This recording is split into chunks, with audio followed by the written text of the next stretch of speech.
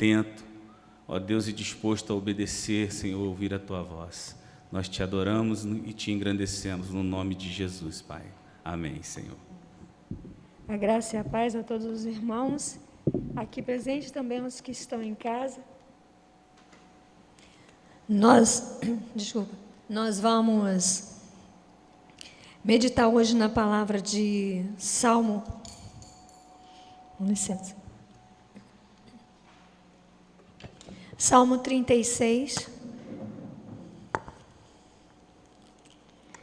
Nós agradecemos a oportunidade, porque falar da palavra de Deus é sempre uma responsabilidade muito grande, principalmente porque não falamos apenas a esse ambiente, mas muito mais aos que estão em casa nesse tempo de pandemia.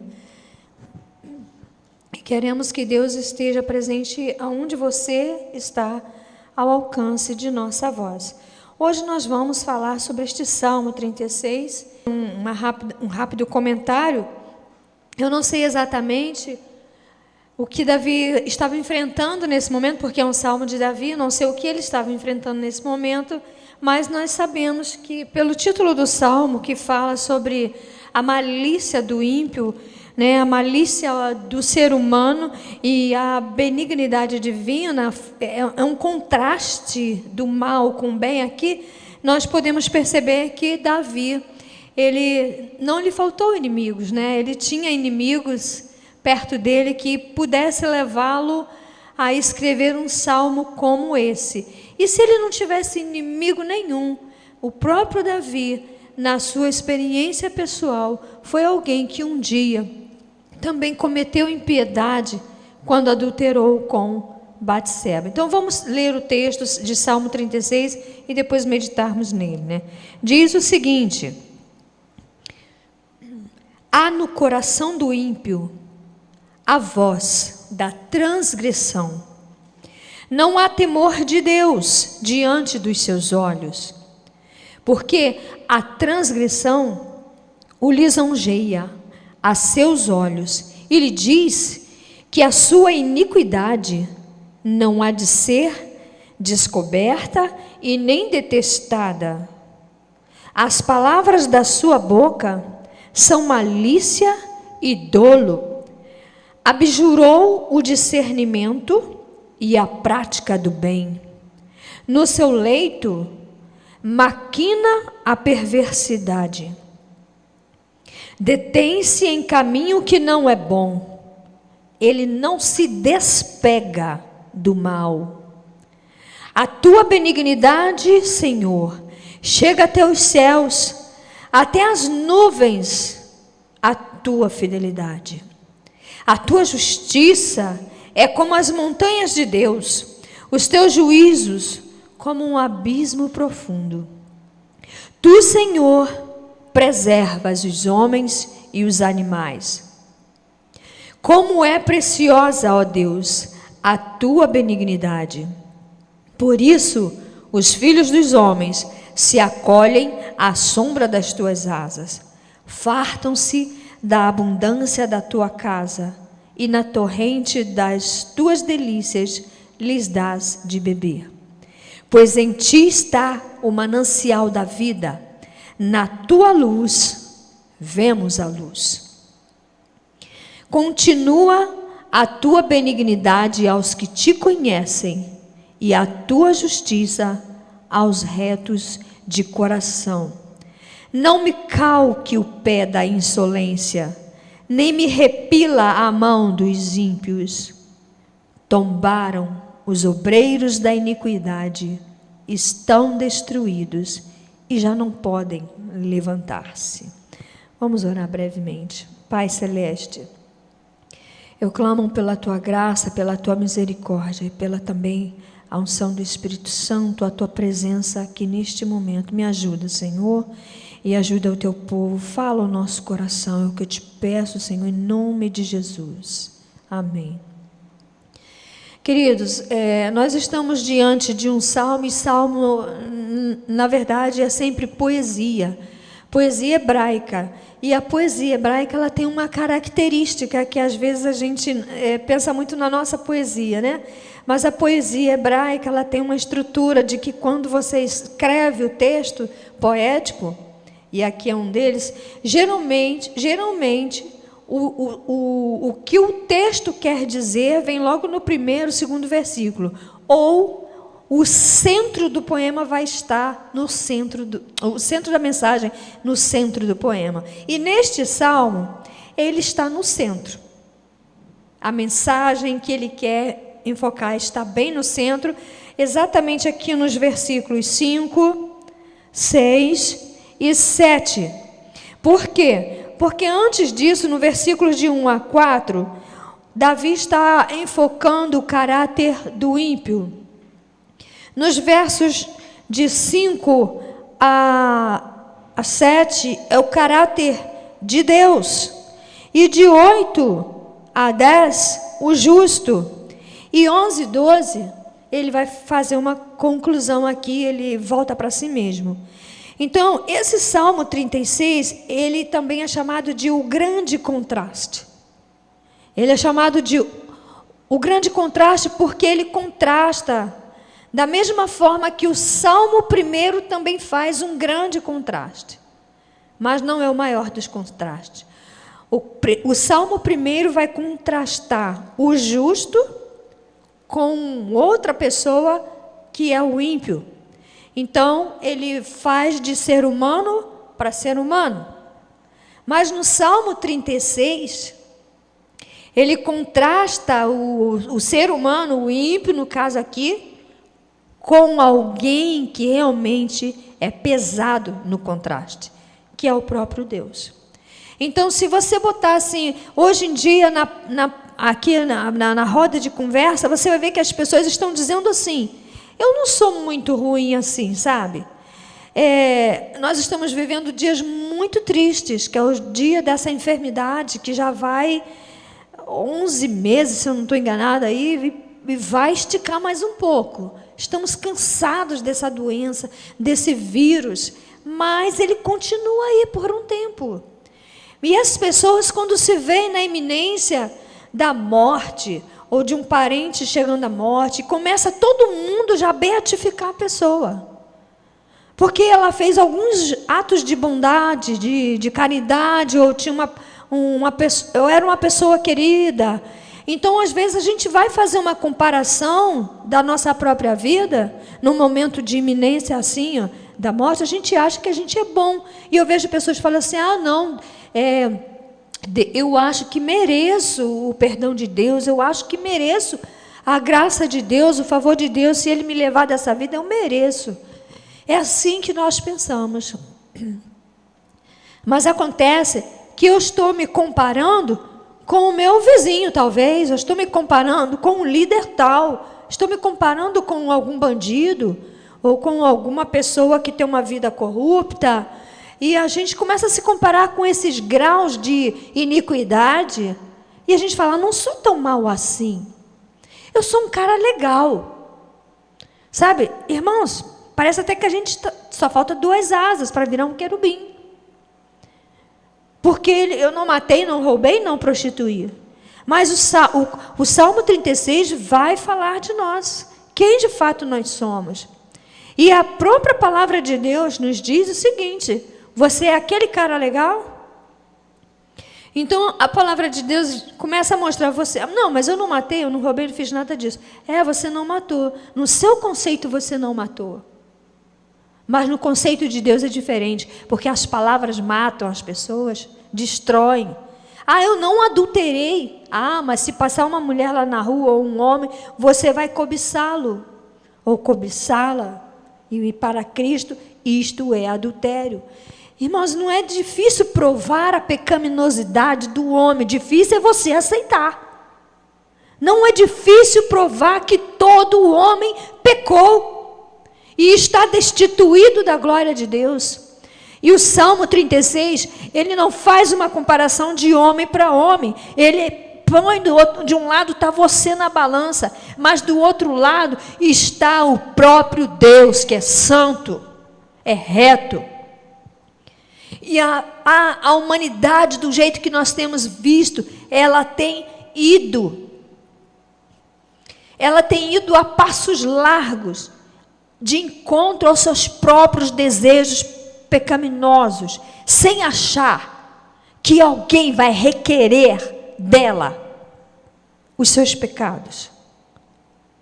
Acha que não tem nada de errado, acha que está tudo certo, é relativo, você acha que é certo, o outro acha que é errado, então não se meta com as minhas práticas, porque eu acho que é certo. Então, desta forma, nós estamos vendo a injustiça caminhando cada vez mais. Então, este Salmo 36 é um salmo que trata do maior contraste, porque ele fala do ímpio e do próprio Deus. O problema é que a gente não quer pensar que a nossa vida vai passar. E até mesmo nesses tempos de pandemia, ainda tem gente que não pensa na finitude da vida, e pior do que a finitude da vida, é no dia final, quando já nenhum mais passará um dia de existência a mais, mas todos comparecerão à presença do Deus Altíssimo, e Ele é o justo juiz, Ele é juiz de nossas almas, e Ele vai nos julgar por tudo aquilo que nós temos praticado por meio deste corpo que Ele nos deu. Então, aquele dia vai mostrar para você se vale a pena você ser um justo, ou se vale a pena você ser um ímpio, transgressor. O que está aqui no texto? Davi, no versículo 1, ele fala: há no coração do ímpio a voz da transgressão. O que isso quer dizer? Aqui nesse versículo, Davi está dizendo que o ímpio, o ser humano em si, na sua natureza, ele lá dentro tem uma voz, e essa voz fala com o seu coração. Essa voz, ela é, no texto original, ela diz que é um oráculo. É a força de um oráculo. É uma voz como que estivesse ordenando, profetizando ao seu coração. Mas o que é que essa voz fala ao coração do ímpio? O que é que diz aqui? Essa voz, a transgressão, ela tem essa voz. A transgressão fala com o ímpio. E lá no coração do ímpio, na sua mente, na sua consciência, no seu coração, a transgressão diz: não há Deus, é inútil servir a Deus. E como essa voz da transgressão, ela fala com o coração do ímpio, o ímpio pensa, o irmão acabou de ler, o que nós acabamos de ler lá em Malaquias? É inútil servir a Deus. Nesses tempos que temos vivido, eu quero citar, porque esse é um tempo, para mim, Deus está no controle da história, Ele é soberano, isso aí não é surpresa nenhuma para Deus, até acho que é Deus passando pela terra, ajuizando os homens, e Ele move os corações, mostrando que nós estamos, nossa vida está na mão de Deus, a nossa vida deveria, todas as vidas, pertencer a Deus, e pertencemos a Deus. E é diante dele que vamos comparecer.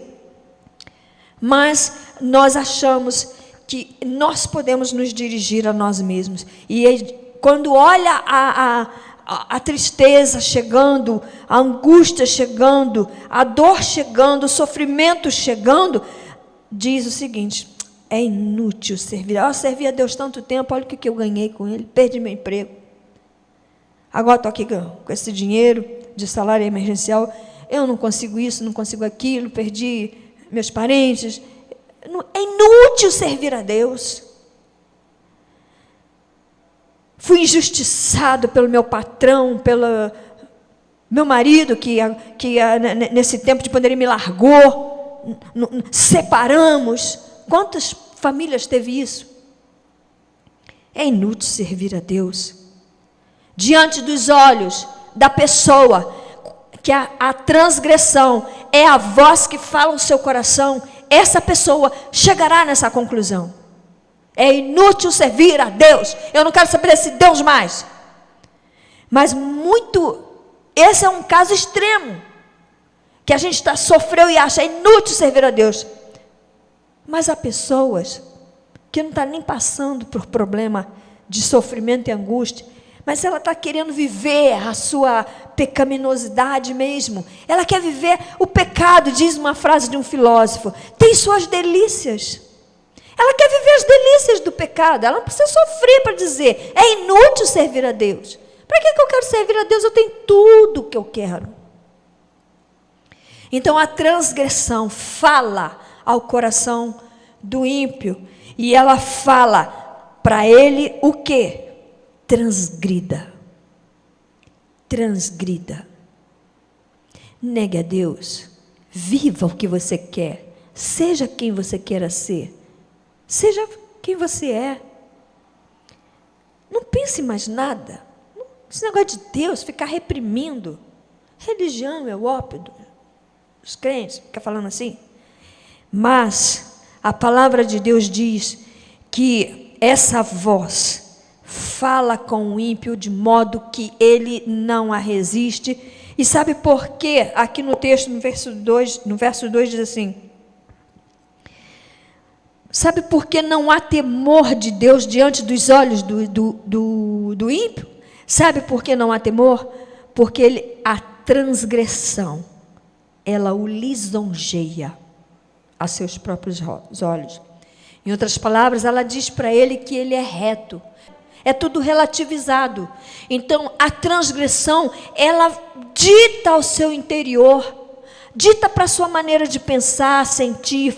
E conforme essa ética que vem da voz da transgressão, você tem uma prática, você vai ter atitudes, você vai ter uma conduta, uma forma de falar, de pensar e de agir, de você arrazoar, de você avaliar as coisas.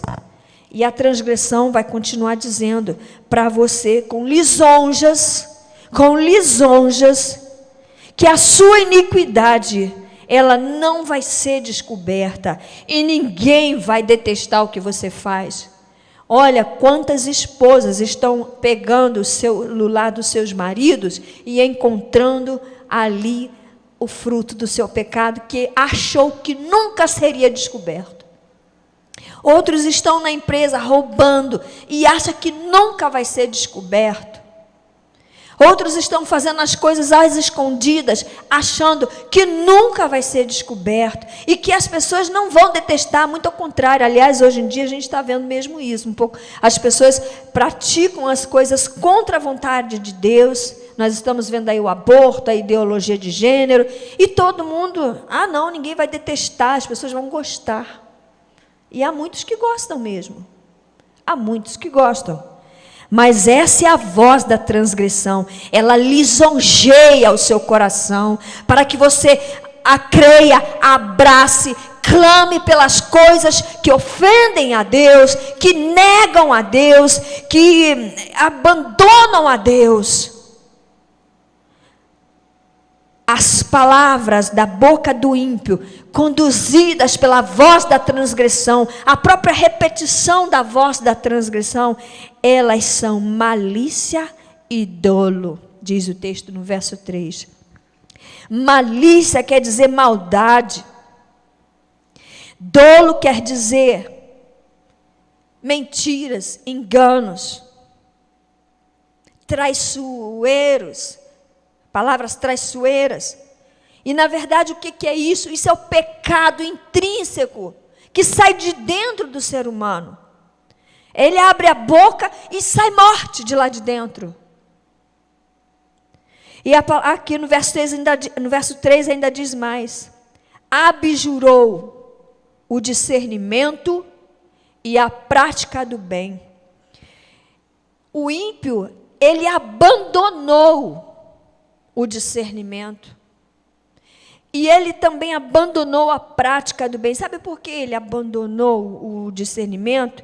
Ele não quer saber de discernimento, ele não quer arrazoar.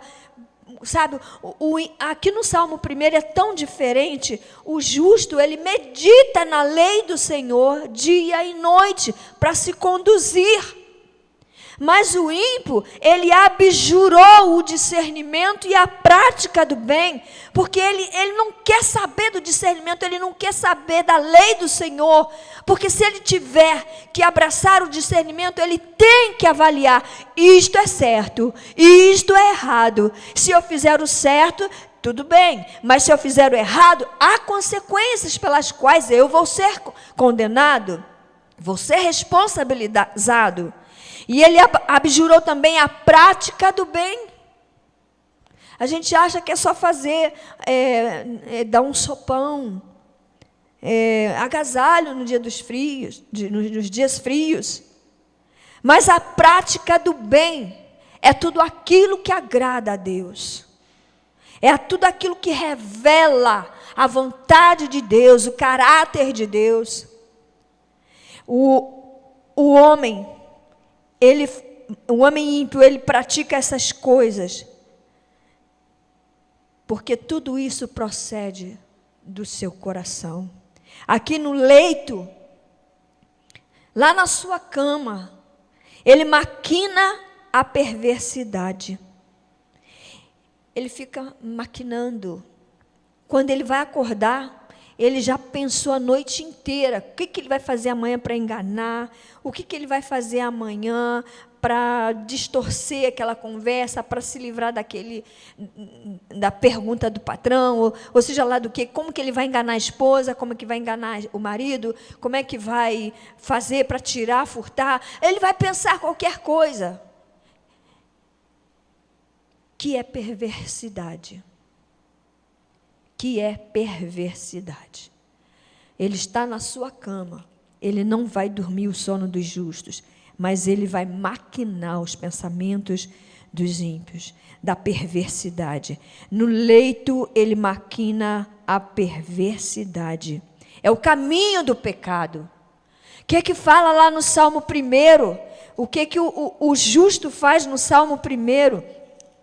Ele não se detém no caminho dos pecadores, nem se assenta na roda dos escarnecedores. No Salmo 1,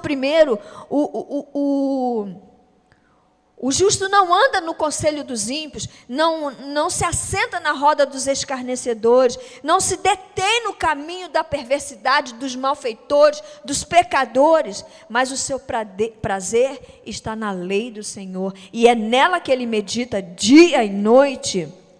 Mas o ímpio faz o contrário. Quando ele se deita, em vez de Deus o descansar e dar paz e renovar as suas forças, ele maquina a perversidade. E aqui diz mais o versículo 4: detém-se em caminho que não é bom. Não se despega do mal. A palavra de Deus manda você fugir até da aparência do mal. É isso que o justo vai fazer. Mas o ímpio, ele não se despega, muito ao contrário, ele não rejeita o mal, e ele clama pelo mal com todo fervor, porque ele gosta disso. A sua vida perversa, a sua vida depravada, é o que ele gosta. A palavra de Deus fala que todos pecaram. Todos, sem exceção, pecaram. E todos estão destituídos, desvestidos, desapropriados da glória de Deus. Nós não podemos falar de evangelho sem que digamos para você, para cada um de nós, que se não for a misericórdia do Senhor, as obras salvíficas de Deus, todo homem vai perecer, porque não há homem que não peque, não há homem que possa comprar a sua própria salvação com um de seus atos, sejam eles melhores possíveis, porque diz a Bíblia que os nossos atos de justiça para Deus são trapos de imundícia. Não podemos querer mostrar para Deus que podemos pagar a nossa vida, pela nossa vida diante da sua lei, porque o dia do juízo virá. Não podemos chegar para esse Deus santo e justo e dizer para Ele: eu posso pagar o preço da minha vida e do meu pecado. Eu posso. Você não pode. Ainda que deveria pagar. Tem que pagar. Mas você não vai conseguir. Porque não há justiça em nós. Não há justiça em nós. E se você disser: mas eu sou bom, eu sou maravilhoso, eu não faço nada do que você está falando, engano seu. Porque o seu padrão é comparado a uma outra pessoa. Mas o padrão de Deus é comparado a Jesus Cristo. Por isso muitos, quando Ele veio para os seus não receberam. Porque queriam falar de amor, queriam falar de qualquer outras coisas, de boas obras, mas comparavam-se um com os outros. E quando Jesus Cristo mostrava a impiedade do coração do homem, a ponto de confrontá-los e dizer: você que está jogando pedra na mulher samaritana, quem não tiver pecado pode jogar. E não ficou ninguém, porque todos tinham pecados.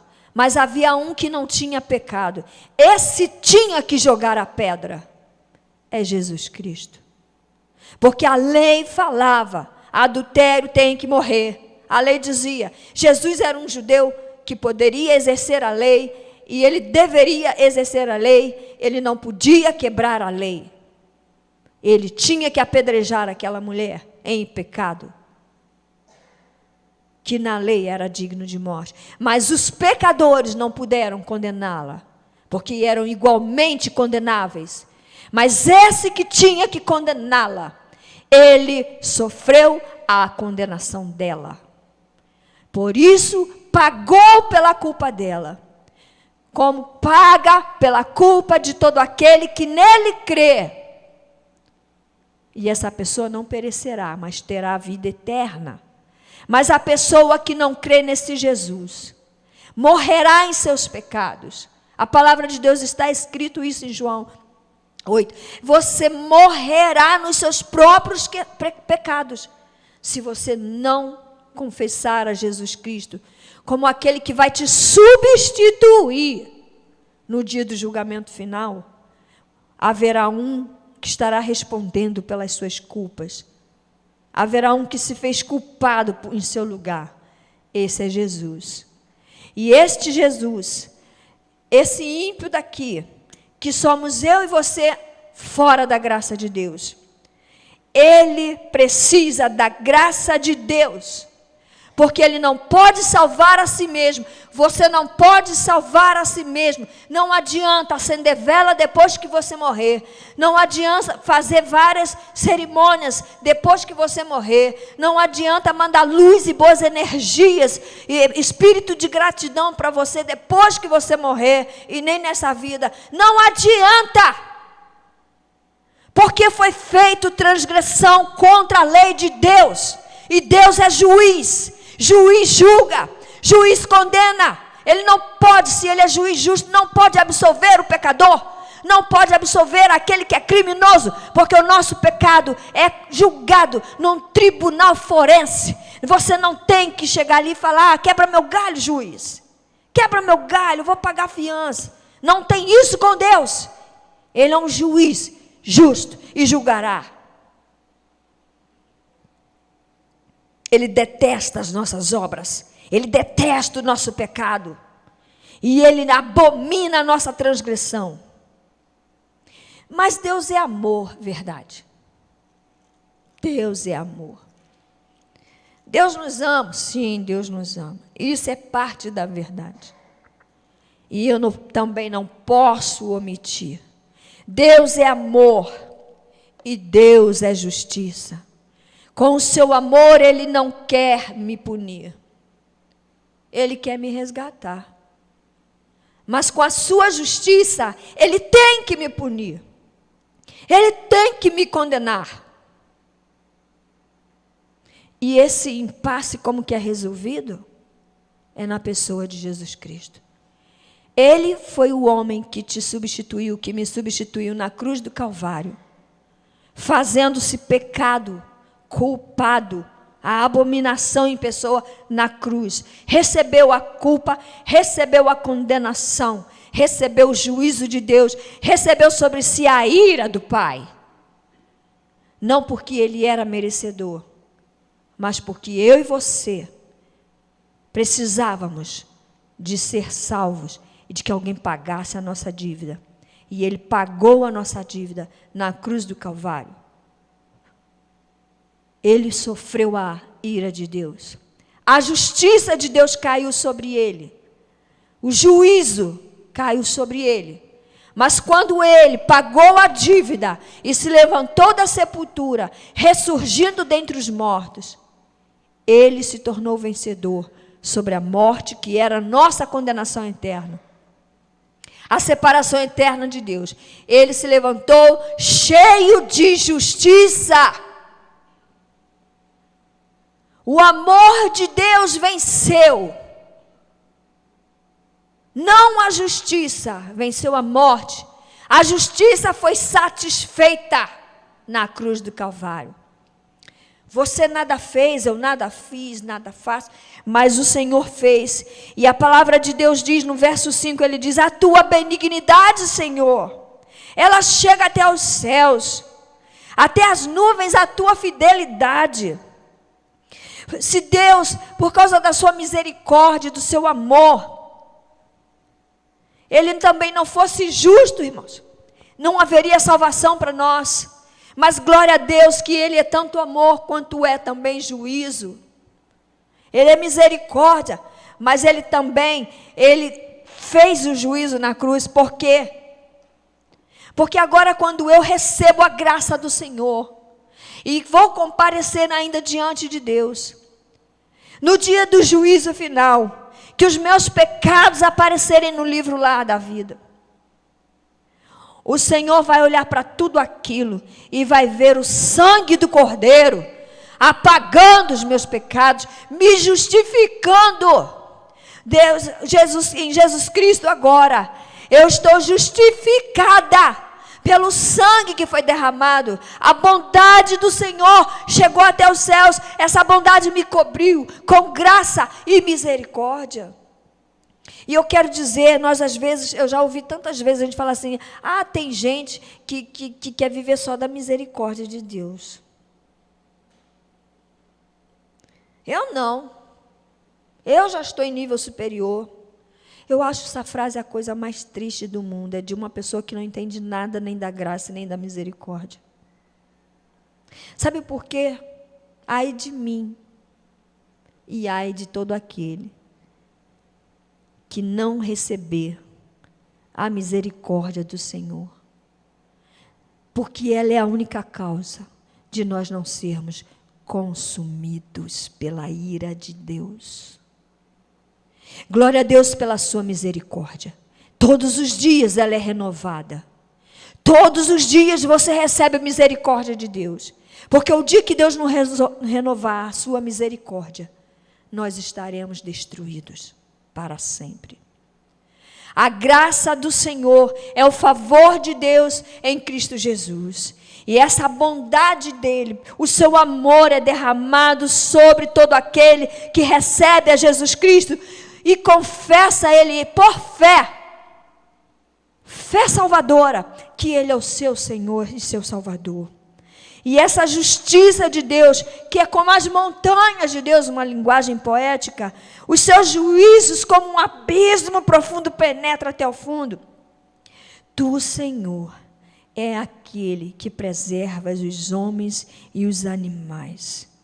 Nós temos graça da parte de Deus, porque o Senhor, Ele nos cobre de amor, mas também nos cobre de justiça, porque satisfez a sua justiça lá no sacrifício de Cristo Jesus. Não ficou sem pagar a conta, ficou paga a conta. Estamos quites se você crer em Jesus Cristo como seu Senhor, como Salvador da sua vida. Se você crer em fé, e não fé da positividade, mas fé salvadora, Não fé passageira, aquela fé que você tem quando está doente e fala, ora por mim, reza por mim, que eu quero ficar bom, eu não quero morrer. Aí ela tem fé e faz um monte de promessa e fica curada, Deus cura. Aí ficou curado, recebeu a graça, recebeu o emprego, acabou tudo que estava ruim na vida dele. O que ele faz? Ele segue adiante e se esquece de Deus. Essa fé não ajuda muita coisa. Ela é passageira, ela serve só para aquele momento. Mas a fé que vai resolver os nossos problemas, não somente de hoje, mas lá para a eternidade, esta fé é a fé que salva, a fé que confia somente em Jesus para nos salvar. É uma fé que não confia em mim, que não confia nas minhas obras, que não confia no meu caráter, que não é tão bom como eu penso que seja. É uma fé que confia no caráter desse Deus santo, desse Deus justo, desse Deus amoroso e desse Deus fiel. Ele é amoroso, mas ele também é fiel. Eu vi um pastor pregando, se Deus fosse amoroso, mas não fosse fiel, você não seria salvo. Sabe por quê? Pensa como, permita aqui a expressão, como se faz na política. Promete tantas bênçãos para a gente, tantas coisas boas. Passou a política, a fidelidade? A fidelidade? Não tem fidelidade. E você confiou? Se Deus fosse fiel, mas Ele não tivesse amor por você, você também não seria. Porque Ele pode mandar bênção que Ele te manda, mas por faltar amor, Ele não te salvaria dos seus pecados. Deus é amoroso, Ele acolhe o pecador, mas Deus é justiça, Ele julga os pecados dos homens. E só há um meio de se livrar da ira de Deus, no dia do juízo final, é confiando em Jesus Cristo, como seu substituto legal, nesse tribunal de julgamento. Isso é evangelho. É reconhecer que você tem pecado e você vai ser julgado. Não haja como o ímpio. O ímpio acha que ele não vai ser descoberto e que ele não vai ser detestado. Isso é auto-engano. Isso é ilusão própria. Eu teria vários textos para ler, mas eu não vou me deter porque o tempo. O problema então que você tem, o problema que a humanidade tem, é o seu coração. Porque o seu coração está cheio de rapina. O seu coração, quem fala nele, é a voz da transgressão. E ela diz para você: transgrida, transgrida, quebre a lei de Deus, viva como você quer, a seu próprio prazer, a seus próprios olhos, a maneira que você entender. Viva assim, transgrida. Pecado tem suas delícias. Corta as suas delícias de pecado. Virá o dia do juízo. O problema do homem está no seu coração. A palavra de Deus diz: enganoso é o nosso coração. Enganoso é o coração do homem. Mas a palavra de Deus aqui no 7, Deus diz que, no 9, em ti está o manancial da vida. Enquanto o ímpio se engrandece pelo seu coração, o justo busca o coração de Deus. Seguindo o 7 aqui, como é preciosa, ó Deus, a tua benignidade, por isso os filhos dos homens se acolhem à sombra das tuas asas. Sabe o que é isso aqui? É um cântico de louvor que o justo faz. O justo canta. Como é preciosa, ó Deus, a tua benignidade. Por isso os filhos dos homens se acolhem à sombra das tuas asas. É como o pintinho que está sendo perseguido no quintal e ele se esconde debaixo das asas da galinha mãe. Você sabe que o mal está te perseguindo e que atrás desse mal vem o juízo de Deus. Mas se você se refugiar em Deus, você vai para debaixo das próprias asas dele, que é o que vai te julgar. Mas se você se refugia nele, é nele que você será resgatado da condenação. Porque é ele que vai condenar, mas se você se refugia nele mesmo, ele te protegerá. Porque o Cristo estará respondendo por sua vida. Fartam-se da abundância da sua casa, e na torrente das tuas delícias lhes dás de beber. Pois em ti está o manancial da vida, e na tua luz vemos a luz. Esse é o coração do justo. Ele se farta, não está a palavra aqui? Ele se farta da abundância da casa de Deus. E ele não está se referindo a esse prédio. Mas o próprio tabernáculo celestial, de lá, de Deus mesmo, emanam as bênçãos para a vida do justo. Ele não está ali conquistando com a sua própria força, achando que eu sou o cara. Não, ele dá glória a Deus. Quando a gente vem dizimar aqui, vem trazer uma oferta, ou vem louvar a Deus, é porque reconhecemos que tudo vem das boas mãos do Senhor. A boa mão do Senhor está sobre nossas vidas, está sobre nós. O tempo é difícil, o tempo é apocalíptico, mas a boa mão do Senhor está sobre os justos. E da abundância da casa de Deus, ele se farta. Na torrente das tuas delícias, a delícia aqui é de Deus. Onde é que o ímpio bebe? Ele bebe das delícias do pecado. É dali a torrente que ele bebe. Ele bebe mais pecado, ele bebe mais pecado. E a Bíblia fala que quando você bebe pecado, você bebe condenação. Você bebe condenação para si mesmo. Em ti, Senhor, está o manancial da vida, a fonte da vida. Em outro texto, a palavra nos diz que do coração procedem as fontes da vida. Me vem esse texto na memória agora. Do coração procedem as fontes da vida. Eu quero perguntar para você, a gente já está aqui quase no final do Salmo. O que está saindo do seu coração? O que sai do seu coração? Que tipo de manancial é o seu coração? Que voz fala com o seu coração? Porque o coração do justo, o manancial dele, não é o seu coração enganoso. O manancial do justo, as fontes estão, todas as suas fontes estão no Senhor. O Salmo 84 diz isso. Todas as minhas fontes estão em ti. Mas o coração do ímpio, como a voz da transgressão fala a ele, dele brota, sabe o quê? O que mais temos visto é ateísmo filosófico,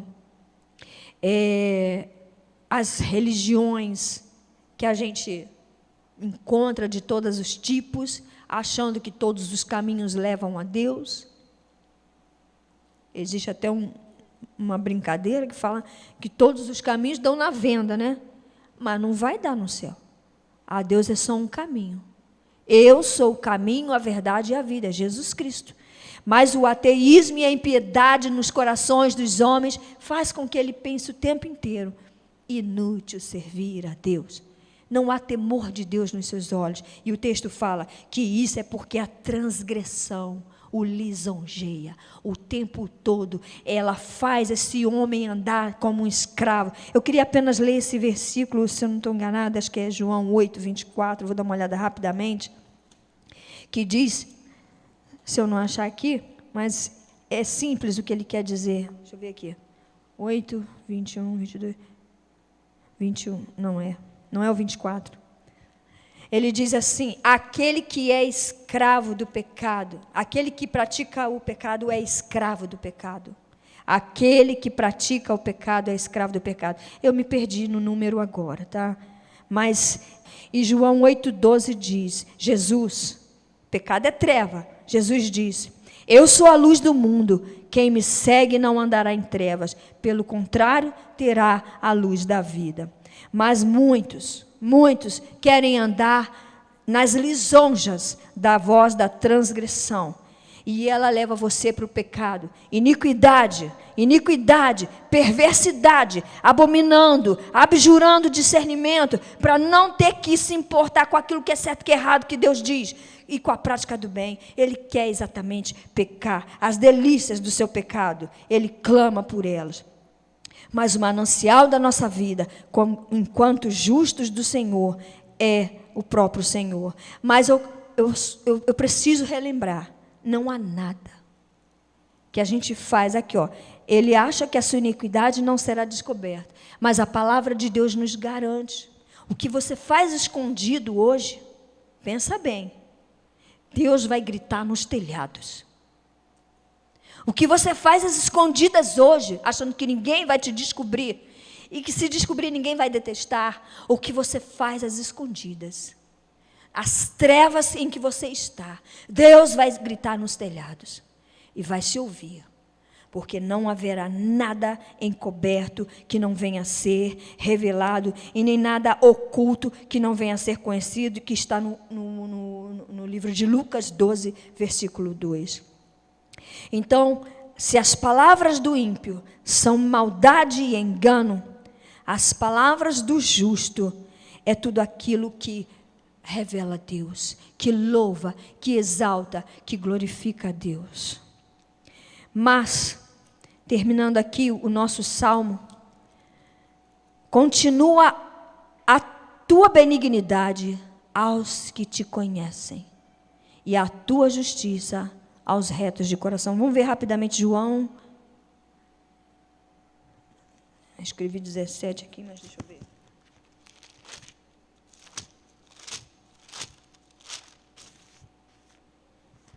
João 17:3 diz: a vida eterna é esta, que te conheçam a ti, o único Deus verdadeiro, e a Jesus Cristo, a quem enviaste. Que te conheçam a ti, como o único Deus verdadeiro, e a Jesus Cristo, a quem enviaste. Isto é vida eterna. Eu não entendi nada. O único Deus é o Deus criador dos céus e da terra, e aquele que preserva os homens e os animais. Esse é o único Deus verdadeiro. Não aquele que você faz. Tem que alimentar ele com ofertas pacíficas. Não. O único Deus verdadeiro é o que preserva os homens e os animais para o último dia.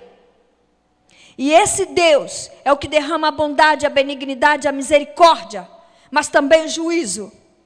E a vida eterna é que conheça a Jesus Cristo, a quem Ele enviou, para resolver o problema do ser humano, que está separado de Deus. E a sua lei, o seu juízo, o coloca neste abismo profundo. Está aqui, ó. A tua justiça é como as montanhas de Deus, elas são grandes demais. E o seu juízo é um abismo profundo. Eu vou lá para o fundo, porque o juízo de Deus me condena. Mas aquele que é justo, ele, ao contrário de estar distante, ele está unido a Cristo e é um só com ele. E aqui, Davi, agora que nós já falamos do caráter do ímpio, na balança de Deus está o ímpio, do outro lado está o próprio Deus, e a balança de Deus vai pesar muito forte, porque Ele é o que enche os céus e a terra, e Ele é santo, Ele é reto, e nós seremos condenados. Mas Davi, ele mesmo pede aqui, olha, pensando no dia do juízo final, ele diz: ó Deus, não me calque o pé da insolência, nem me repila a mão dos ímpios. Ele não quer que o pecado venha sobre ele e o faça cair, porque uma vez ele caiu no seu adultério. Então, quando ele adulterou com Batseba, chega Natã, ele escondeu. Ele também escondeu o seu pecado, achou que não seria descoberto, que ninguém ia se importar com isso. Mas acontece que ela engravidou e teve que esconder mais ainda o seu pecado. Ele mata o seu esposo, manda lá para a guerra e ele morre lá. E ele acha que Deus não vê. Ninguém viu, ninguém fez justiça para Urias, o marido da Batseba. Ninguém fez justiça. Mas um dia vem o profeta de Deus em nome de Deus, com a palavra de Deus na boca. Ele era a boca de Deus. O próprio Deus falando com ele disse: Davi, se há um homem que tem uma única ovelhinha, vem lá o seu vizinho, pega aquela única ovelhinha de quem aquele homem tirava o seu leite, a sua manteiga, o seu queijo, a sua provisão. Aquele vizinho tinha tantas ovelhas, mas ele vai lá e pega aquela ovelhinha, toma para si, mata, faz um churrasco dela e se diverte com ela. O que você acha que tem que ser feito com esse homem? Ele diz: mata esse homem tem que morrer. Pois ele diz: Davi, tu és o homem, você tem que morrer. Eu digo para você, nós somos o homem e tem que morrer. Não há homem que não peque. Não há homem que não peque. E aqui, já remido pela graça de Deus, a sua misericórdia, esse Davi clama agora e fala: Senhor, não me calque o pé da insolência, não me deixe à mercê da mão dos ímpios. Oh meu Deus, me guarda, me protege, me salva, me liberta de mim mesmo. Porque ele vê a seus olhos o dia do juízo, ele contempla esse dia.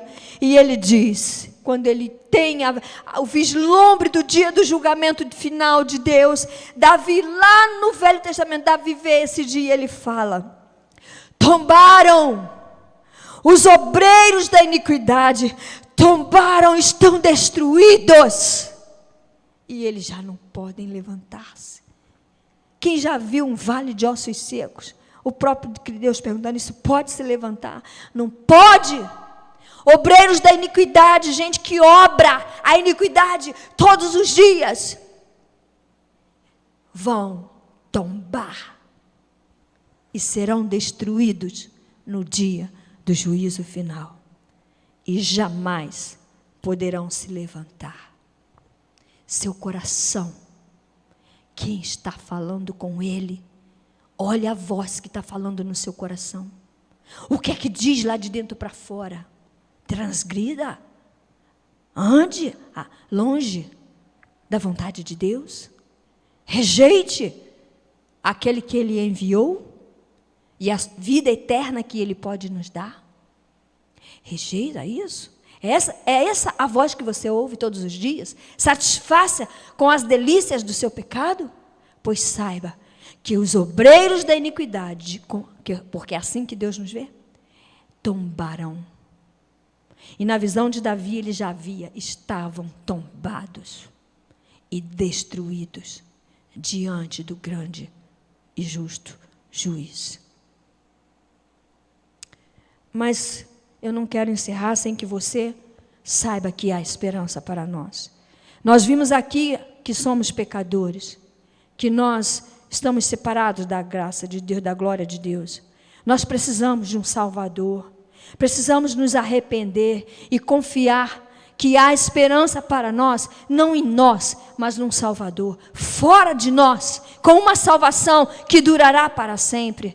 Não uma salvação temporária que perece junto de nós, mas um Salvador que pode nos dar uma salvação eterna, duradoura, como serão os tempos eternos.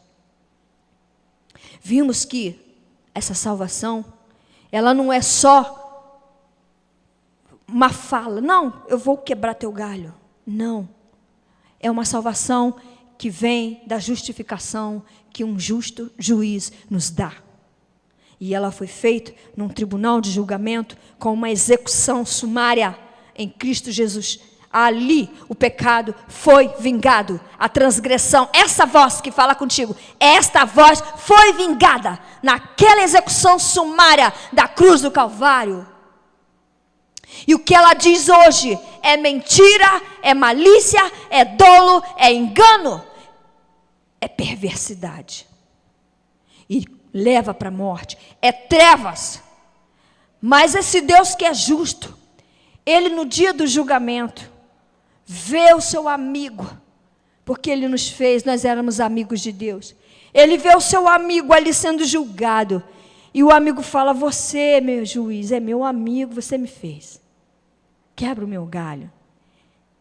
Então, esse juiz que é justo não pode quebrar o galho.